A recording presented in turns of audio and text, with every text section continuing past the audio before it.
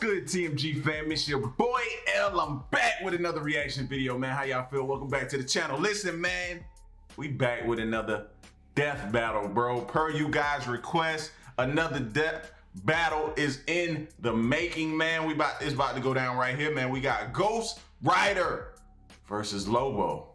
Marvel versus DC. Oh, it's a war going on. Nobody's safe. Nobody's safe. So real quick before we get into this battle, man, please take the time. Make sure you go ahead and hit that subscribe button. Make sure you subscribe to Death Battle as well, man. Go show him some love. Also in the comment section, man, give him some suggestions, man, so we can keep this thing going. All right, you see my social media links over here in the corner. Give your boy a follow, all right? With that being said, let's get to this battle. Whether it be justice, vengeance, or the thrill of the kill, bounty hunting isn't for the faint of heart. Especially when your usual targets are superheroes. The Ghost Rider, Marvel's relentless spirit of vengeance. And Lobo, the space-hogging main man of DC Comics. Who y'all got? Who y'all taking in this one? I need predictions. I need predictions. I need predictions. Who y'all taking? He's Wiz and I'm Boomstick. And it's our job to analyze their weapons, armor, and skills to find out who would win a death battle.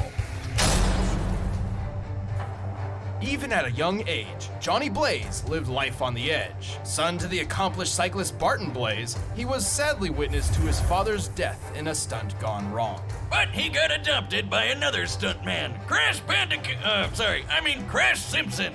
It's no surprise that Johnny became a stunt performer himself until Crash's wife died in a stunt gone wrong. Only now apparently aware that motorcycles can be dangerous, Johnny swore to never perform again. And then Crash got cancer. Damn, even I don't have parent issues this bad. Completely devastated, Johnny... Yo, he filed for that. He refused to let Crash die. Willing to risk it all, he turned to the one person who could fix everything.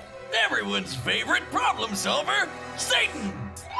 Hail Satan! This was Mephistopheles, one of the many lords of hell who happened to have a special interest in Johnny's family line. To save Crash's life, he cut a deal with the devil, curing the cancer at the cost of selling his soul. Why does this make me think of the series Lucifer that's on right now, man? I've been binge watching Lucifer, so as soon as he said deal with the Satan, I automatically went there. The deal succeeded, and Crash was healed, but then he died in, well, a stunt gone wrong. I mean, he's a stuntman whose name is Crash. Should have seen it coming. And after all that, Johnny got stuck with being Mephisto's bitch for eternity. Mephisto even sandwiched him together with a demonic spirit of vengeance named Zarathos. Zarathos, ask your doctor if it's right for you, or your exorcist. Long ago... Ask your doctor if it's right for you, or your exorcist. It did sound like a prescription drug, though, fam. Zarathos was a powerful demon who threatened Mephisto's realm. Eventually, Mephisto defeated him, forcing him into eternal servitude. And with their power combined, Johnny and Zarathos roamed the world, punishing the wicked as the embodiment of a death metal album cover, the Ghost Rider. Ah! Oh God, that's terrifying! Well, sure, his visage instills fear unto many. What? No, Ghost Rider looks awesome! I'm talking about Nick Cage. Agreed. Anyway, as the Ghost Rider, he became one of the universe's greatest threats. He has superhuman strength and speed, and his skeletal body can regenerate from practically any amount of damage. And if Blaze's last name wasn't obvious enough, he can shoot fire! Oh, but not just any fire, hellfire. The best kind of fire. The kind that's infused with magic that burns not just your flesh, but bypasses conventional defenses to attack your very soul. I think I may take Ghost Rider in this one, man. I may take Ghost Rider. Let's go. He can throw fireballs, raise walls of flame, rain fire from the sky, and even conjure weapons and objects out of thin air, such as a demonic shotgun and an infinite stream of chains. And his badass ride, the Hell Cycle. This baby can look however Johnny wants, but he usually summons it as a panhead chopper. It can respond to Johnny's thoughts, scale walls, and even outrace Thor's hammer Mjolnir. The same hammer that crossed a galaxy and back in a single minute. You know, I lit my chopper on fire once. I didn't know you had a motorcycle. Well, yeah, up until the fire. Uh-oh. Rest in peace, Roadhog. At least you went out in a blaze of glory. like Bon Jovi said. But while his hellfire and chains are vicious weapons in their own right, they're often used to ensnare the Ghost Rider's victims as he goes in for a truly diabolical kill. Or should I say, a penance. The penance stare is basically hell's timeout corner of pain. Ghost Rider isn't angry, he's just disappointed, and he wants you to think about what you've done, and it to hurt. A lot. Under the penance stare, the Ghost Rider forces you to relive all the pain and misery you've inflicted on others throughout your entire life. No indiscretion, no matter how minor, is safe from the Ghost Rider's gaze. So that time I put ground laxatives in my 4th grade math teacher's coffee and gave her the shits, does that mean the stare would give my soul the shits too? Not literally, but you... Yo, yes, that's what it's gonna mean. That's exactly what's gonna be what's gonna happen to you. Yo, this dude is wild. Somebody put laxatives in his 4th grade. would experience the anger, humiliation, and the butt cramps. So basically eternal damnation, got it. But should your sins be so numerous and terrible, the penance stare could even obliterate your soul, leaving you an empty husk. The stare doesn't work on everybody though. You might survive if you're blind, don't have a soul, draw power from pain, or if you're a weirdo like Thanos who gets off on that shit. Still, Ghost Rider's grab bag of hell powers let him tear up some of the biggest assholes in the world, and even some of the good guys like Hulk, Thor, and Doctor Strange. He's quick enough to dodge bullets or even outright catch them in his teeth. He's powerful enough to create massive eruptions, blow up mountains, and even tear down a skyscraper. The average skyscraper weighs over 200,000 tons. That's the same weight as a... Look at this, man. Outsped, dodged an enchanted sniper bullet, survived battling World War Hulk, can cast Hellfire Nova, use Penance Stare on a whole city at once, defeated Mephisto, Doctor Strange, Hulk. I think I pronounced his name right, but apologize if I did. Listen, man, that's why I think I'm taking Ghost Rider, bro, because it's almost Satan in a sense. So 1,100 blue whales. Or one ex-wife. I'm gonna write that on her next alimony check. And given his hellish heritage, he's rather difficult to kill. Bullets, poison, fire, he's survived it all. Even a beatdown from World War Hulk just got him even more pissed and extra flamey. Not just that. Remember Zarathos? Johnny Blaze isn't simply a host for the demon, but a limiter for his full power. Throughout his life as the Rider, Johnny has constantly battled Zarathos in the mind, barely holding on to some semblance of sanity.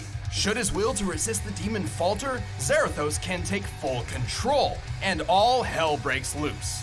Not literally, but pretty close. Oh, and plot twist, Zarathos was never actually a demon at all, but an angel of justice. Fire skull head and everything. When he's unleashed, he becomes so powerful, even Doctor Strange wets his robes. And this is the guy who pops supernovas like Pez. While Zarathos was bonded to another host, they even managed to defeat Mephisto in his own realm. For reference, Mephisto once battled Galactus, devourer of worlds. Stars detonated, galaxies trembled, and the entire universe was at risk, simply as a byproduct of their battle. And if Zarathos wasn't terrifying enough, he likes to eat souls. Of course, the Ghost Rider isn't invincible. Johnny is technically vulnerable as an ordinary human being. Even while transformed, the Rider can be killed via holy weaponry. But Johnny's doing alright, sitting pretty on Mephisto's throne. I guess things worked out okay for him, even if he's not too keen on being the devil's bounty hunter. So let this be a warning. Should you ever hear the rumble of a motorcycle in the distance and the glow of an ethereal flame on the horizon, count your sins, because the Ghost Rider is coming. And may God have mercy on your soul. Sorry, all out of mercy.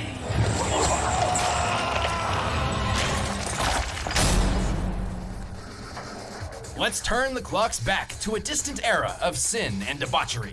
The 1990s. Inspired by the financial success of Watchmen and The Dark Knight Returns, comic writers started churning out grim and gritty superheroes by the dozen, like Cable, Azrael, and Overkill. Yeah, they were badass looking at first, but I mean, what's even happening here? It got so absurd that someone needed to knock these roided out monstrosities down a peg. The world needed a hero. No, a parody.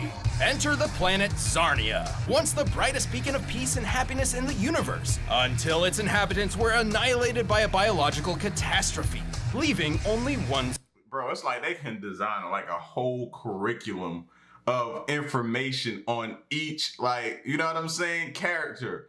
Ghost Rider, Lobo, like they giving you stuff that you probably never would find anywhere else, fam. I love this. Survivor, the last son of Zarnia, Lobo. The one that killed all the rest of them. A guy whose name literally translates in Sarnian to he who devours your entrails and thoroughly enjoys it. What? Awesome! Why wasn't I named that? Lobo is so unimaginably evil that his birth caused the midwife who delivered him to go insane. The first Zarnian to do so in 10,000 years. Some even think that Zarnia was so perfect and good, the universe made Lobo to balance things out. Hey, didn't you say the same thing about me when we first met, Wiz? That I did.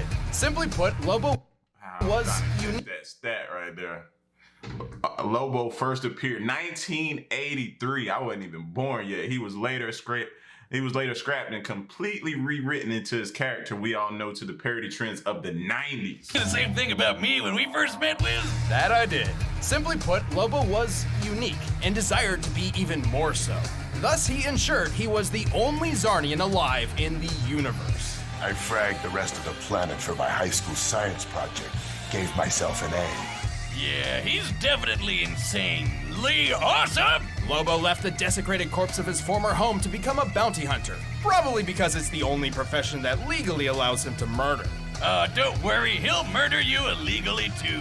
Lobo doesn't discriminate. He even has a special gender-neutral insult and the name of my next motorcycle, Bastich. My bike! Dragon bastard! Anyway, Lobo's bagged some pretty crazy bounties across the universe, including Santa Claus, 2 near-omnipotent dwarf gods, and even things that don't exist, apparently. And Lobo's Zarnian physiology is just as absurd to match. He possesses godlike strength, speed, and invulnerability, so much so that he can tear through hordes of superheroes like nothing. Should he somehow suffer damage, he also has an impressive healing factor. He's like if Superman and Deadpool had a baby, which is a lot more terrifying when I say it out loud. Did somebody say Deadpool? Oh, go away!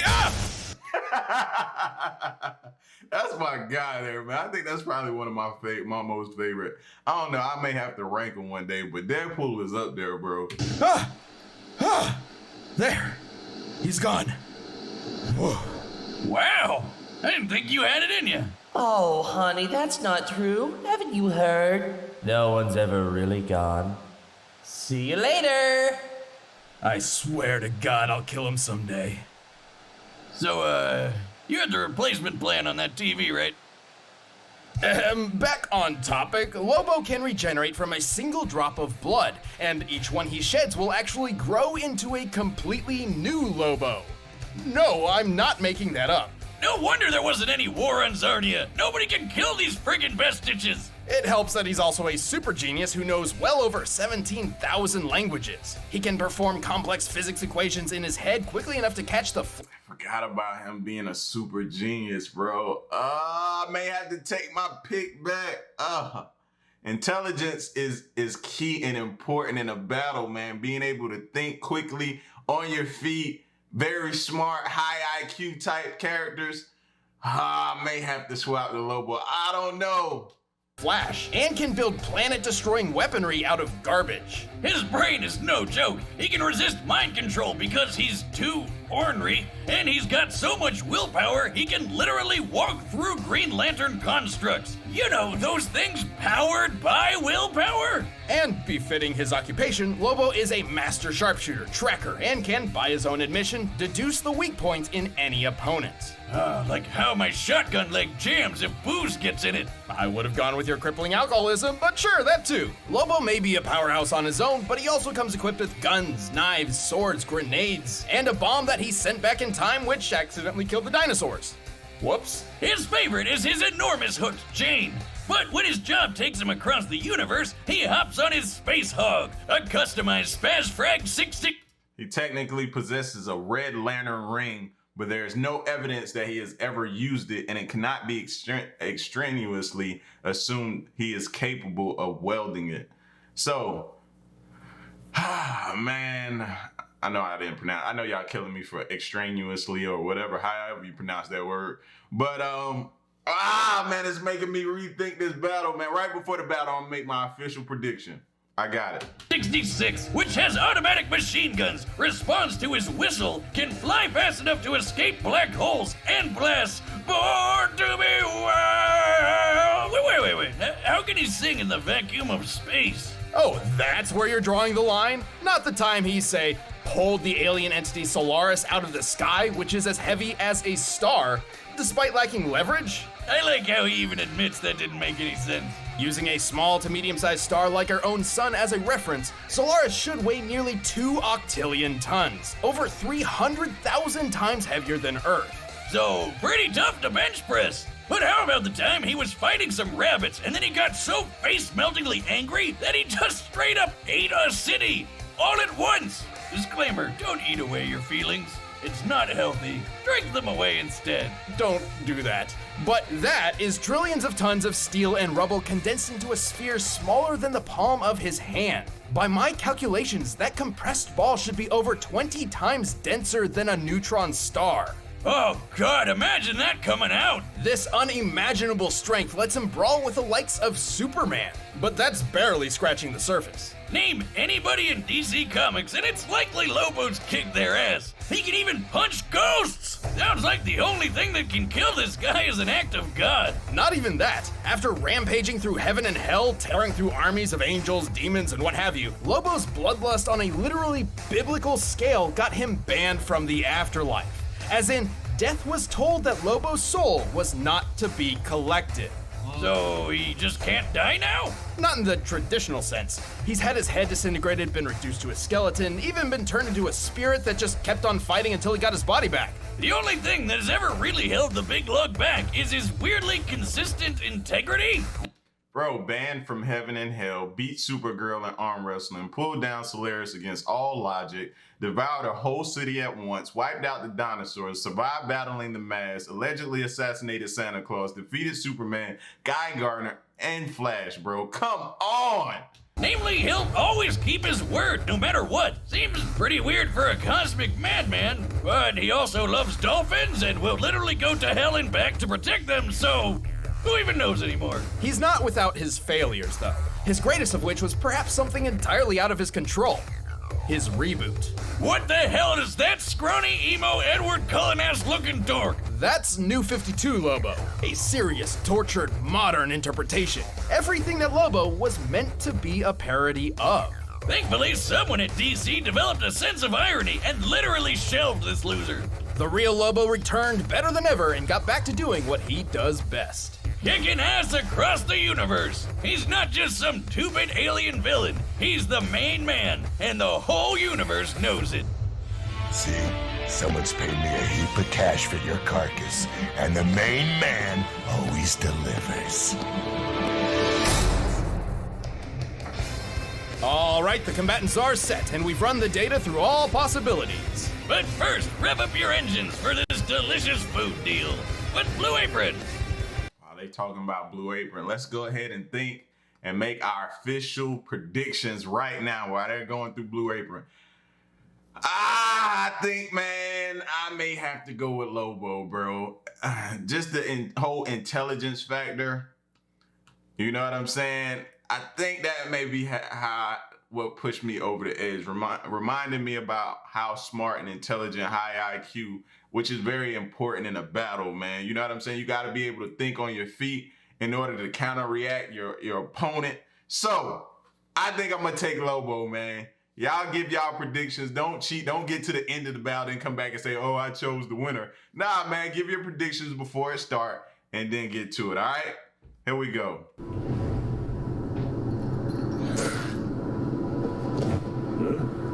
What the frack?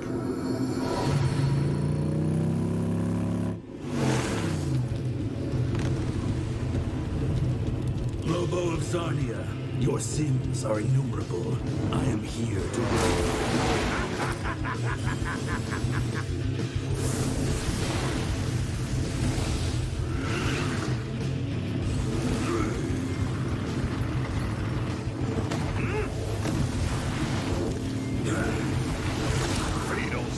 my bounty! I'm gonna skull frack ya!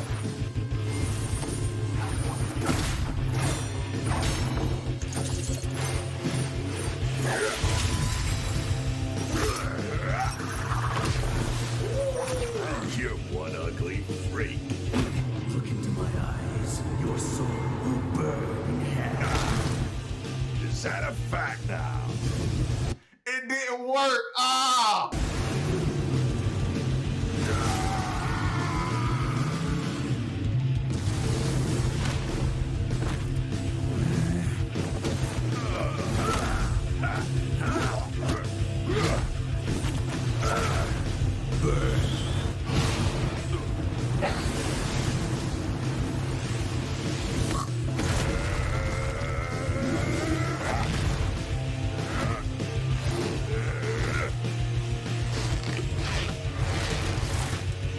Bottoms up!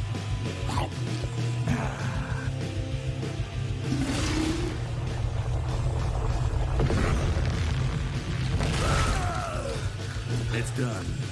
About time. Not yet, scuzzball! I thought I was about to say, but nah, he can come back from that, bro. Woo, it's about to be on.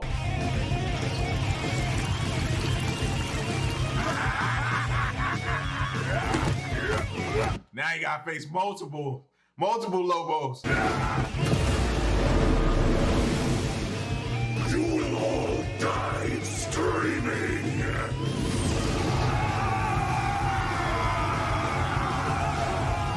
Eat this, you bastards!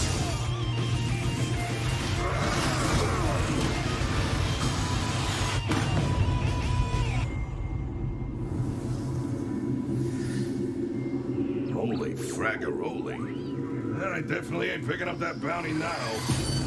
Lobo of Zarnia, your sins are innumerable. I am here to wreak vengeance upon your soul.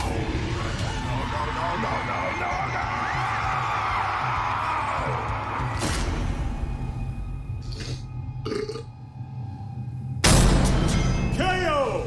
Damn, that was... Oh man, I had it right the first time. Oh, yo, Ghost Rider in the end pulled it out. Toasty! Wonder what Ghost Lobo tastes like. Being so absurdly powerful, Lobo definitely held a massive physical advantage against the Ghost Rider. Yeah, that was obvious. Skullhead took down a skyscraper while Lobo dragged around a frickin' sun. But Ghost Rider survived some pretty incredible things. Almost as incredible as these new shirts from store.roosterteeth.com. Ah! Time and place, Boomstick. Ah, come on, we gotta eat. Even World War Hulk couldn't finish him off, and Lobo didn't typically carry any holy weapons, which meant he really did not have a good way of killing the Ghost Rider.